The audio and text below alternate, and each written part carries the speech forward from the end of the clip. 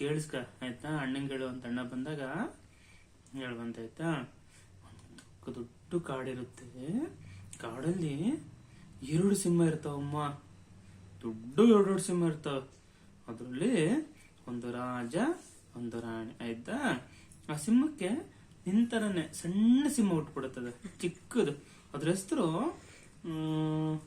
ಮುಸಾಫಾ ಅಂತ, ಮುಫಾಸ. ನೋಡ್ ನೋಡ್ ನೋಡ್ ಕೇಳ್ಕೊಂಡಿದ್ದೆ ಹೋಗ್ತಿದೆ. ಮುಫಾಸ ಅಂತ ಇರುತ್ತಾ. ಅದಕ್ಕೆ ಆ ಪ್ರಾಣಿಗಳೇನ್ ಗೊತ್ತಾ, ಒಂದು ನಿಯಮ ಹಾಕೊಂಡಿರ್ತವೆ. ಕಾಡಲ್ಲಿ ಯಾವ ಪ್ರಾಣಿನೂ ತಿನ್ಬಾರ್ದವು, ಎಲ್ಲಾರನು ಕೂಡ ಫ್ರೆಂಡ್ ತರ ನೋಡ್ಬೇಕು. ಫ್ರೆಂಡ್ ತರ ನೋಡ್ತಾ ಇರ್ತಾವ. ಆವಾಗ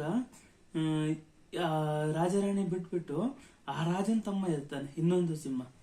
ಆ ಸಿಂಹಂಗೆ ಏನ್ ಗೊತ್ತಾ, ನಾನ್ ರಾಜ ಆಗ್ಬೇಕಂತ ಆಸೆ ಆಯ್ತಾ. ಆಮೇಲೆ ಇದು ಮುಫಾಸ ಅಲ್ಲ, ರಾಜನ ಮಗ ಇರ್ತಾನಲ್ಲ ಮುಫಾಸ, ಅವನ್ ರಾಜ ಆಗ್ಬೇಕು. ಆ ರಾಜ ಅವನಿಗೆ ತಪ್ಪಿಸ್ಬೇಕಂತ ಹೇಳ್ಬಿಟ್ಟು ರಾಜನ್ ತಮ್ಮ ಏನ್ ಮಾಡ್ತಾನೆ, ಏನಾರ ಮಾಡ್ಬಿಟ್ಟು ಇವನ್ನ ಹೊಡೆದಾಕ್ಬಿಟ್ಟು ನಾನೇ ರಾಜ ಆಗ್ಬೇಕಂತ ಕಾಯ್ತಿರ್ತಾನೆ.